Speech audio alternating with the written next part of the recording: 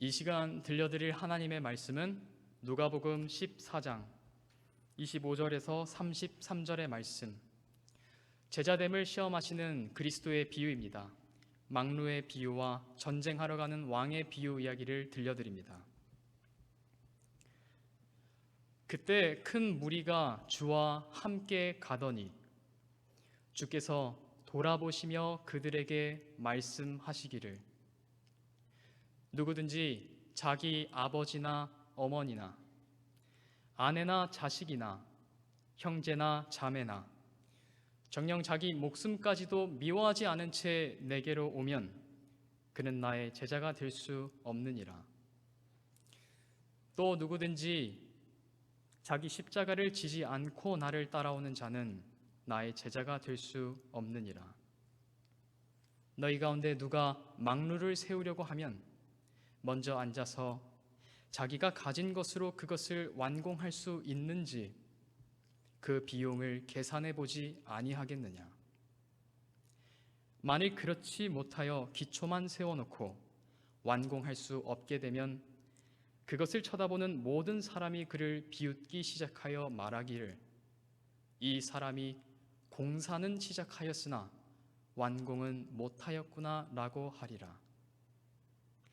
또한 어떤 왕이 다른 왕과 싸우러 나갈 때 먼저 앉아서 2만 명을 데리고 자기를 대적해오는 그를 1만 명으로 물리칠 수 있는지 숙고해 보지 아니하겠느냐. 만일 할 수 없다면 그 적들이 아직 멀리 있을 때 사신을 보내어 화친을 요구하지 아니하겠느냐.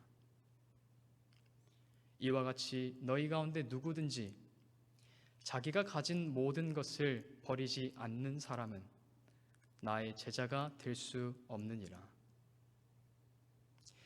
25절로 다시 돌아가 보겠습니다. 그때 예수님은 말씀하셨습니다.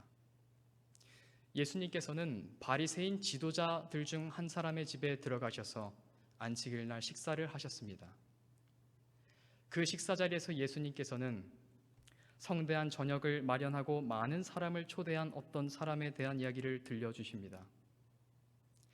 그러나 그 저녁 식사에 초대된 사람들이 일일이 각기 변명하여 오기를 거절하고 말았습니다. 그 집주인이 화가 나서 그 종에게 말하기를, 빨리 성읍의 거리와 골목에 가서 가난한 사람들과 불구자들과 저는 자들과 소경들을 이리로 데려오라고 하더라. 종이 아직까지도 자리가 남아있다고 보고하자 그 주인은 대로와 산간 마을로까지 가서 사람들을 억지로라도 오게 하여 내 집을 채우도록 하라라고 말씀하셨습니다. 예수님께서는 이 이야기를 통하여 복음이 만민에게 초청다는 기별임을 가르쳐 주셨습니다.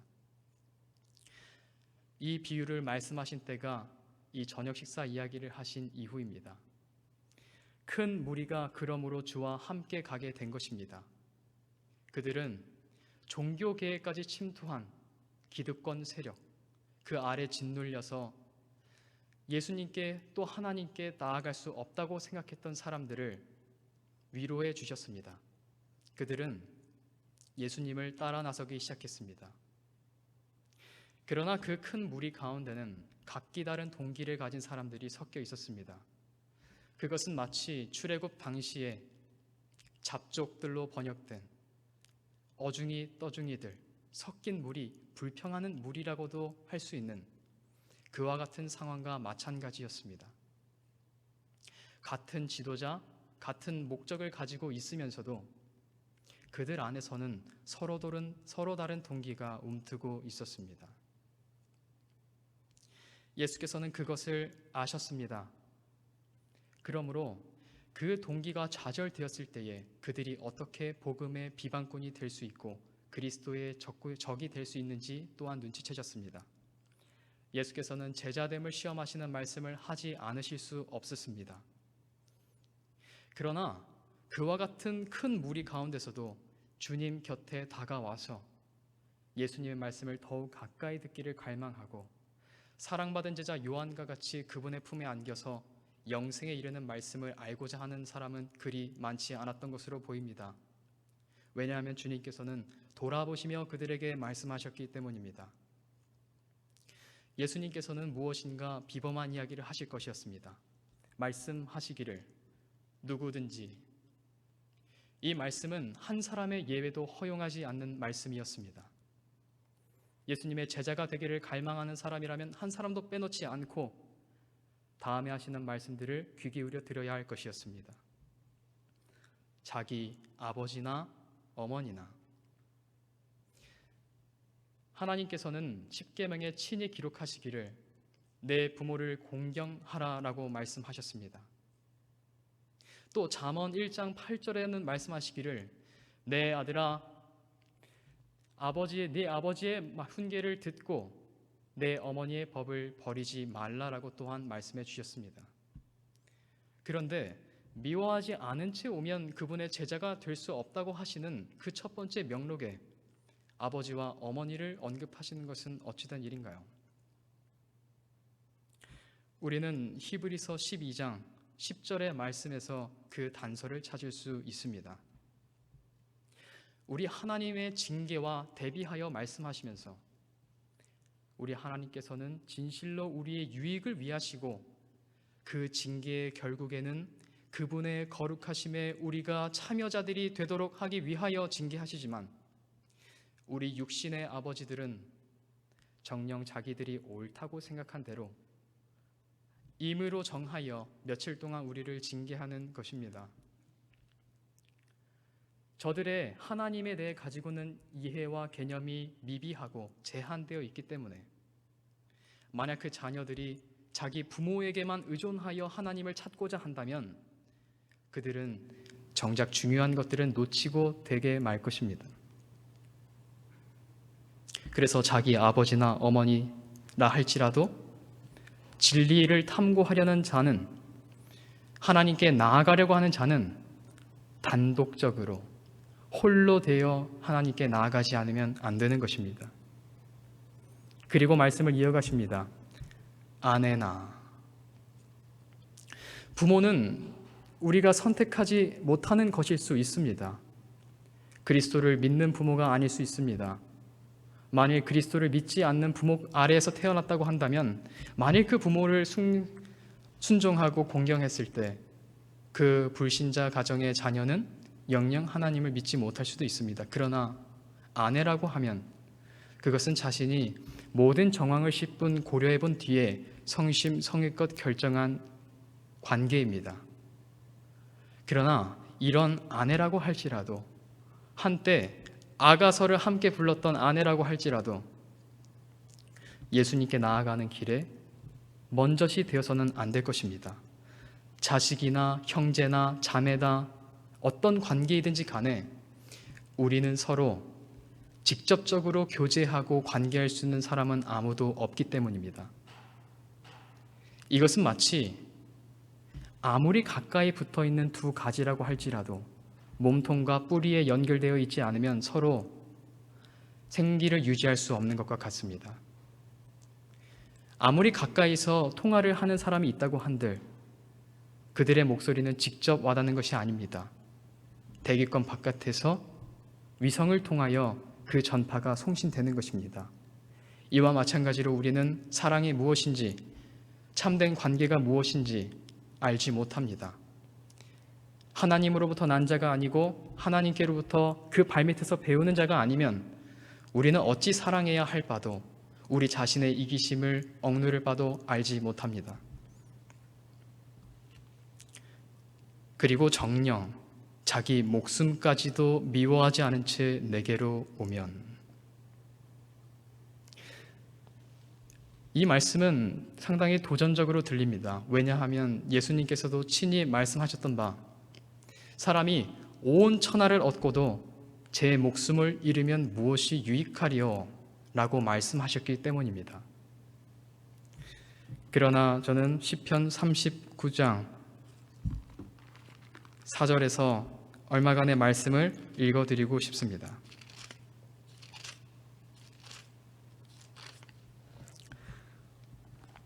주여, 나의 종말과 내 날들의 분량이 어떠한지 나로 알게 하시어 내가 얼마나 연약한지 알게 하소서. 보소서, 주께서 내 날들을 손너비만큼 주셨으므로 내 연수가 주 앞에서는 없는 것 같사오니 진실로 가장 좋은 상태에 있는 모든 사람도 다 헛될 뿐이니이다. 진실로 사람마다 헛된 그림자같이 걸어다니며 진실로 그들이 헛되이 분주하니 재물을 쌓으나 누가 그것을 가질지 알지 못하나이다. 주여, 이제 내가 무엇을 기다리겠나이까? 나의 소망은 주께 있나이다. 예수님께서 잃으면 온 천하를 얻는다고 한들 무엇이 유익하리요 하신 생명은, 그 목숨은 예수님 안으로 편입되어 영원에까지 보존될 그 생명일 것입니다. 그러나 우리가 태생적으로 자연적으로 가지고 있는 이 목숨이란 것은 참으로 부질 없는 것입니다. 가장 좋은 상태에 있는 사람도 그림자처럼 헛될 뿐인 것입니다. 우리 가운데 스스로 원하여서 우리 키를 한 뼘이라도 늘릴 수 있거나 우리 머리카락을 희거나 검게 할 수 있는 사람이 아무도 없는 그런 무능한, 전적으로 무력한 생명을 우리는 경험하는 것입니다. 그러므로 예수님의 말씀을 찬찬히 따라가다 보면 아버지든지 어머니든지 아내든지 자식이나 형제나 자매든지 심지어 자기 목숨까지라고 할지라도 그것을 미워하지 않은 채 내게로 오면 그분의 제자가 될 수 없다라고 하는 그분의 말씀이 납득되는 것입니다. 그렇다면 제자가 되는 것이 얼마나 큰 특전이기에 예수님께서는 이 모든 부인을 요구하시는 것일까요? 누가복음 6장 40절의 말씀을 소개해 드립니다. 제자가 자기 선생보다 높지 못하나 온전한 자는 누구나 자기 선생과 같이 되리라 하는 말씀입니다. 성도 여러분들께서는 이 말씀을 어떻게 느끼시는지요? 자기 선생과 같이 된다. 예수님의 12 제자들에게는 귀신을 내어 쫓고 온갖 질병을 고치는 능력이 허락되었습니다. 그분의 권세가 나누어진 바 되었습니다. 또한 요한복음 15장에서는 아버지께서는 예수 안에 거하여 열매 맺는 가지마다 더욱 정결케 하셔서 더 많은 열매를 맺게 해주신다는 약속 또한 주셨습니다.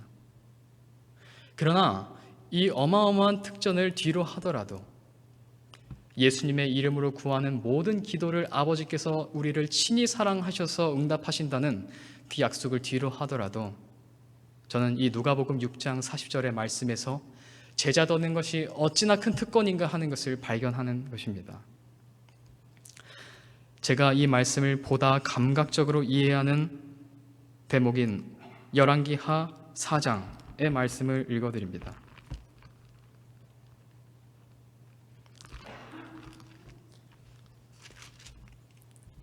열왕기하 4장에는 수넴 여인의 죽은 아들을 되살려내는 엘리사의 이적 이야기가 기술되어 있습니다. 게하시가 엘리사 앞에 가서 죽은 아이의 얼굴에 엘리사의 지팡이를 놓았지만 그래도 그의 음성은 다시 돌아오지 않고 듣지도 못하였습니다. 그러나 엘리사가 직접 집에 들어와서 죽어 침상에 뉘어있는 어린아이 위에 34절 그가 올라가서 아이 위에 엎드려 자기 입을 아이의 입에 자기 눈을 아이의 눈에 자기 두 손을 아이의 두 손에 대었더라. 그가 자기 몸을 그 아이 위에 대자 그 아이의 살이 점점 따뜻해지더라. 저는 이 말씀이 예수와 같이 된다, 자기 선생과 같이 된다라고 하는 말씀의 가장 감각적인 형태로 이해합니다. 예수님과 한 몸을 이루는 것입니다. 그분의 온기가 우리에게 나누어지는 것입니다. 그분의 입술이 말하는 것이 우리 입술에도 부어진 바 되는 것입니다. 그분께서 보고 듣고 느끼는 것이 우리에게도 느껴지는 것입니다. 그분이 십자가에 못 박히신 두 손을 우리 두 손에 댈 때 우리는 그 상처의 무게를 또한 절감하는 것입니다. 그분께서 우리에게 다가오셔서 그분의 몸을 우리 위에 대실 때 우리 몸이 그 아이의 살이 점점 따뜻해졌던 것처럼 우리도 다시 살아나는 것입니다.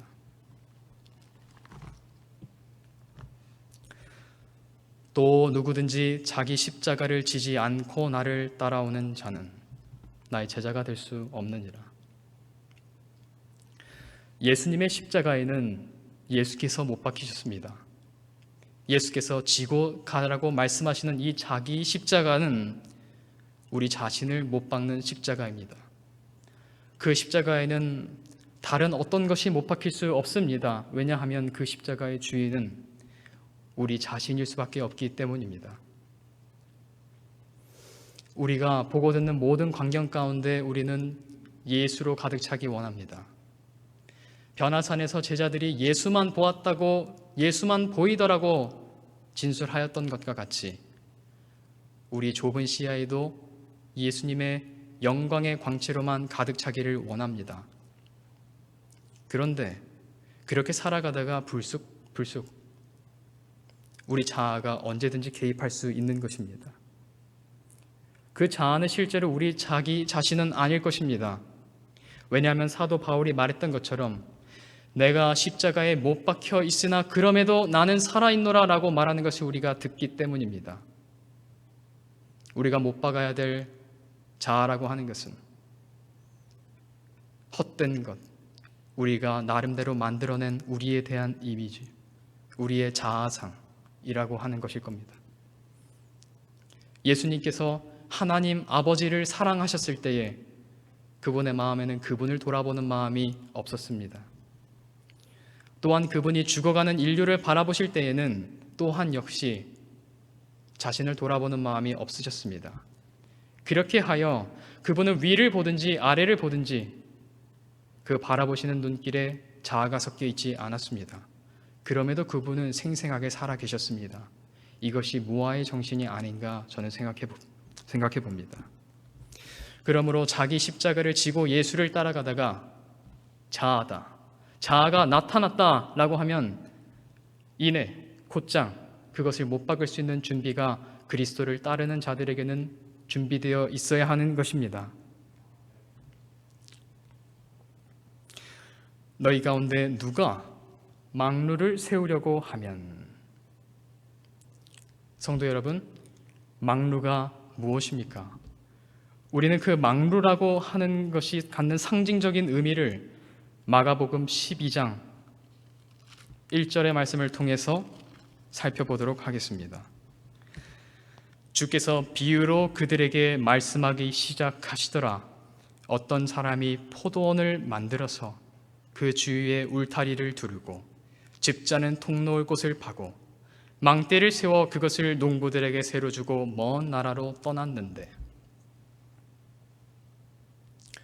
망대는 그것 하나만 어디 불쑥 세워놓는 것이 아닙니다. 망대는 포도원을 만들 만한 곳, 그래서 울타리를 둘러칠 만한 곳, 그래서 집자는 통을 놓고 경제활동과 사회활동을 원활하게 이행할 수 있는 곳에 망대도 세우는 것입니다. 그래서 어떤 지방을 방문했을 때 망대가 세워져 있다고 하는 것은 그 안에 그 모든 온전한 질서가 확립되어 있다고 하는 것을 의미하는 것일 겁니다. 그리하여 다윗은 그의 모든 고난에서 구원받은 뒤에 사무엘하 22장 3절에서 이렇게 노래하고 있습니다. 주는 나의 반석이시요 나의 요새시며 나의 구원자시라. 내 반석의 하나님, 그분을 내가 신뢰하리라. 그는 나의 방패시요 나의 구원의 뿌리시며 나의 높은 망대시요 나의 피난처시요 나의 구주시라. 주께서 나를 폭력으로부터 구원해 주시나이다. 내가 찬양을 받으시기 합당하신 주를 부르리니 내가 내 원수들로부터 구원을 받으리라. 또 잠언의 말씀은 이렇게 진술하고 있습니다. 18장 10절에 여호와의 이름은 견고한 망대라. 의로운 자가 거기로 달려가 안전함을 얻느니라. 그러므로 망대 혹은 망루라고 하는 것은 구원, 보호, 또 다가올 승리, 질서의 회복을 상징하는 아주 좋은 상징물인 것입니다. 이와 같은 망루를 우리가 세우려고 할 때면 어떻게 해야 할까요? 먼저 앉아서 자기가 가진 것으로 그것을 완공할 수 있는지 그 비용을 계산해 보아야 할 것입니다. 우리는 무엇을 가지고 있을까요? 로마서 7장 18절에서 19절 바울은 이렇게 고백합니다. 내 안에 선한 것이 거하지 않는 줄을 내가 알겠다. 또 마태복음 15장 19절에서 예수께서는 사람의 마음에서는 악한 생각과 살인과 간음과 음행과 도둑질과 거짓 증언과 모독이 나온다고 말씀하셨습니다. 이것이 하나님으로부터 끊어져 있는 모든 사람이 숙명적으로 안고 있는 타락과 부패의 상태인 것입니다. 우리가 가진 이것들로 어떻게 이와 같이 근사한 망루를 건축할 수 있을까요? 완공은커녕 기초라도 놓을 수 있을까요? 그러나 이것들로 그 기초를 놓고자 하는 시도는 역사적으로 몇 번이고 있어 왔습니다. 우리는 그것을 율법주의적 태도라고 또 부를 수 있겠습니다. 만일 그렇지 못하여 기초만 세워놓고 완공할 수 없게 되면 우리가 가진 노력, 우리의 열의, 그리고 결심, 우리의 의지력, 그것들로 아담과 하와가 범죄한 이후에 무화과 나무 잎으로 자기들의 치마를 만들어서 둘러쌌던 것처럼 어쩌면 간신히 우리는 도덕적으로 하나님의 뜻에 부합하는 것처럼 보이게 할 수 있는지 모르겠습니다. 그러나 그 부실한 기초라고 하는 것은 바울 사도께서 고린도 교회에 보낸 편지에 이르는 것처럼 불시험이 이르면 금과 은처럼 불을 견뎌내지는 못하고 지피나 그루터기처럼 불사름을 당하고 마는 그러한 종류의 것인 겁니다. 그것을 쳐다보는 모든 사람이 그를 비웃기 시작하여 말하기를 이 사람이 공사는 시작하였으나 완공은 못하였구나 라고 하리라. 저는 이 비웃음에서 이 사람이라고 하는 말이 가슴 아프게 다가옵니다. 우리는 하나님의 심판석에서 그 사람, 저 사람 하는 것처럼 멀리 동떨어져 있는 어떤 사람으로서 취급되는 것이 아니라 바로 이 사람, 이 공사를 끝마치지 못했다고 지목될 것이기 때문입니다. 우리는 구약 다니엘서에서 이와 같은 선고를 이미 한번 들었습니다. 메네 테켈 우파르신, 달아보니 부족함이 보였다 라고 하는 이 엄중한 말씀은 우리가 가진 것들로 이 망루를 건축해 보려고 하는 모든 시도에 대한 최종적 선고가 될 것입니다. 그렇다면 완공은 어떻게 이루어질까요? 하나님께서 우리에게 바라시는 이상적인 모습은 어떤 것인가? 에베소서 3장 16절에서 19절의 말씀을 읽어드립니다. 바울은 그의 기도에서 하나님의 이상을 드러내고 있습니다. 하나님께서 그의 영광의 풍요함을 따라 그의 성령을 통하여 너희 속사람 안에서 능력으로 너희를 강건하게 하시고 믿음으로 그리스도가 너희 마음속에 거하게 하시며 너희가 사랑 안에 뿌리를 내리고 털을 닦아 모든 성도들과 함께 그 너비와 길이와 깊이와 높이가 얼마인가를 깨달을 수 있게 해주시며 또 지식을 초월한 그리스도의 사랑을 알아 너희가 하나님의 모든 충만으로 가득 차기를 구하노라. 그리스도께서 확고부동하게 우리 마음에 털을 잡으신 상태, 그리하여 그의 사랑이 우리 가슴에 깊이 뿌리 내려서 흔들리지 않는 상태, 그래서 자라남의 연속선상에 있는 상태, 이것을 우리는 하늘에 가서도 새 땅에 와서도 영원 무궁토록 계속할 것입니다. 하나님의 천사들 중 가장 높고 순결한 천사라고 할지라도 이와 같은 성장을 계속하고 있을 것입니다. 하나님께 가장 가까이 나아가는 사람이라고 할지라도 그분을 차마다 헤아릴 수 없을 것입니다. 그러나 그의 한계가 그의 단점이나 죄는 아닌 것입니다. 그는 여전히 한계를 가지면서도 하나님 앞에서 순전할 것입니다. 그는 그리스도 안에서 생애하게 될 것입니다. 또한 로마서 8장에서도 비슷한 진술을 읽게 됩니다. 28절 29절의 말씀입니다. 우리가 알거니와 하나님을 사랑하는 자들 곧 그분의 목적에 따라 부르심을 받은 자들에게는 모든 일이 합력하여 선을 이루느니라. 그 선이란 어떤 선인가? 그분께서는 미리 아신 자들을 자기 아들의 형상과 일치하게 하시려고 또한 예정하셨으니 이는 그를 많은 형제 가운데서 첫 태생이 되게 하려 하심이니라. 우리가 그리스도를 바라보고 그분의 증거에 매료되어 그분을 믿게 되고 그분의 경륜에 참여하게 되면 그분의 형상과 일치되는 이 일이 우리에게 예정된 것입니다. 그리하여 예수님께서는 진정 우리의 맏형님이라고 불리우시기에 합당하게 되시는 것입니다. 저는 이 진술을 읽을 때마다 참으로 가슴이 뜨거워집니다. 예수님과 발맞춰서 살 수 있다니. 계속 읽겠습니다. 또한 어떤 왕이 다른 왕과 싸우러 나갈 때 먼저 앉아서 2만 명을 데리고 자기를 대적해오는 그를 1만 명으로 물리칠 수 있는지 숙고해 보지 아니하겠느냐. 두 왕이 있습니다. 2만 명 대 1만 명입니다. 많이 본 상황 아닙니까? 하늘의 전쟁이 꼭 이러했습니다. 2대 1. 하늘 천사의 3분의 1은 루시퍼에서 사탄이 된 자에게 가담하고 삼위 하나님께서 여전히 그 보좌를 굳게 붙들고 계시는 그쪽 편에는 충성스러운 천사들 나머지 3분의 2 정도 될까요? 그들이 함께하고 있었습니다. 예수님께서 말씀하십니다. 자기를 대적해오는 그를 물리칠 수 있는지 숙고해보지 아니하겠느냐. 그러나 루시퍼는 숙고해보지 못했던 것 같습니다.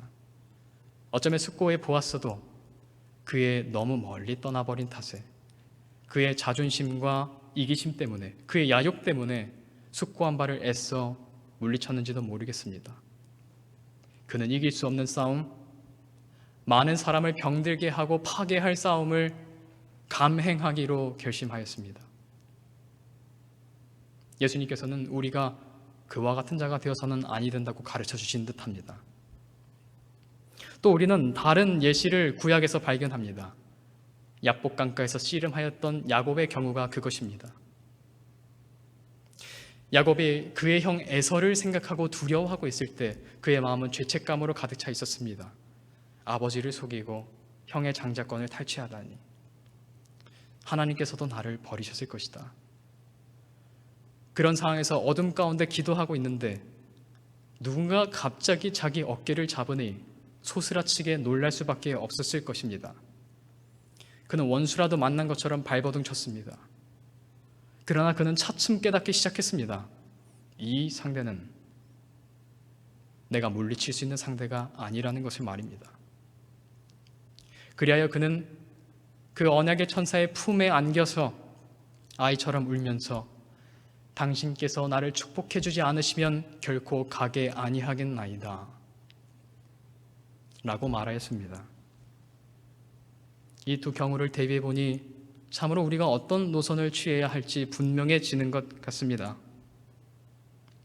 만일 할 수 없다면, 물리칠 수 없다면 그 적들이 아직 멀리 있을 때 우리 하나님께서는 모든 사람에게 은혜의 시기를 허락하십니다. 각 사람의 수명이 될 수도 있고 이 땅의 끝날이 될 수도 있고 아무튼 그 은혜의 시기를 허락해 주십니다. 그 적들이 아직 멀리 있을 때 사신을 보내어 화친을 요구하지 아니하겠느냐. 우리가 자연인이었을 때, 그래서 자연적으로 죄인 되었을 때에 하나님과 우리는 원수 상태에 있는 것과 마찬가지입니다. 하나님께서 우리를 원수로 생각하시기 때문이 아니라 우리가 그분을 너무나 두려워하고 기피하려고 하기 때문입니다. 그러나 예수님의 사랑의 증거를 받아들이고 사신을 보내요. 하나님과 우리 사이에 중보자 되시는 단 한 분, 그리스도께 의탁하여 그분을 통하여, 그러므로 우리가 믿음으로 의롭게 되었으니 예수 그리스도를 통하여 하나님과 화평을 갖느니라 하는 그와 말씀과 같이 하나님과 화평을 누리도록 적극적으로 요청해야 할 것입니다. 이와 같이 너희 가운데 누구든지 자기가 가진 모든 것을 버리지 않는 사람은 나의 제자가 될 수 없느니라. 바울은 다마스커스로 가는 길 위에서 예수님으로부터 나오는 그 빛을 보았습니다. 그 빛이 그의 위에 내리쬐어졌습니다. 살기가 등등해서 그리스도인들을 잡아넣기 위하여 발걸음을 옮기던 그가 얌전하게 납작 엎드려져서 땅에 엎드려 이렇게 대답했습니다. 주여, 니시오니까 내가 무엇하기를 바라시나이까. 그의 시신경은 타들어가는 듯 했을 것입니다. 그는 그 이후로 당분간 앞을 볼 수 없었습니다. 그의 어두컴컴하게 비어버린 눈에 예수님의 잔상만이 선명하게 각인되었을 것입니다. 우리도 예수님을 이와 같이 보면 예수님께서 미워하지 않은 채 오면 안 된다고 하신 그 모든 것들을 사도 바울과 같이 배설물로 여길 수 있게 될 것입니다. 그는 그리스도를 아는 지식이 가장 고상함으로 인하여 그에게 유익되었던 모든 것을 버리고 또한 해로 여기고 배설물로까지 여겼습니다. 그것은 그리스도 안에서 발견되기 위함이었습니다. 예수님께서 우리에게 제안하십니다. 완공할 수 있을지 그 비용을 계산해 보지 아니하겠느냐? 물리칠 수 있는지 숙고해 보지 아니하겠느냐? 또한 사신을 보내어 화친을 요구하지 아니하겠느냐? 이에 대해 하나님께 너무나 감사합니다. 왜냐하면 애매하게 어정쩡하게 너희가 가진 것들을 거진 포기하지 아니하면 이라고 말씀하지 않으시고 분명하게 모든 것을 버리지 않는 자는 나의 제자가 될 수 없다고 분명하게 가르쳐 주셨기 때문입니다.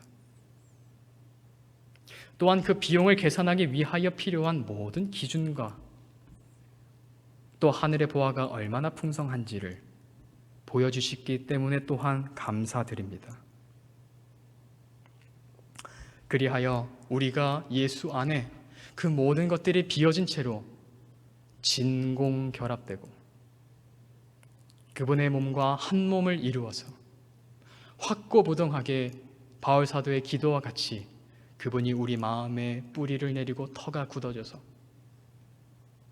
이제는 죄에 대하여 감정평가하는 것은 모두 마치고서 우리 하나님께서 부어주시는 모든 은사로 부여하여져서 신실한 청지기로서 재간 좋은 청지기로서 그분이 맡기신 달란트들을 관리하고 재물조사하는 일에 우리의 계산력이 발휘되기를 기도합니다.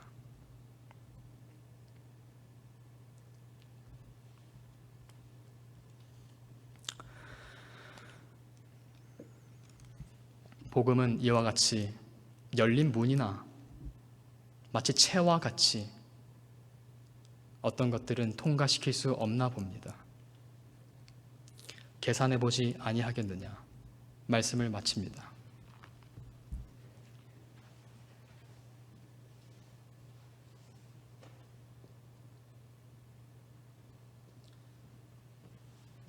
바로 기도하시겠습니다. 하늘에 계신 하나님, 우리 아버지, 나눠받을 말씀을 주셔서 감사합니다. 하나님을 사랑하여서 배웁기를 열렬히 갈망하는 성도들의 마음에 그리스도의 얼굴빛을 분명히 비춰 주시옵소서.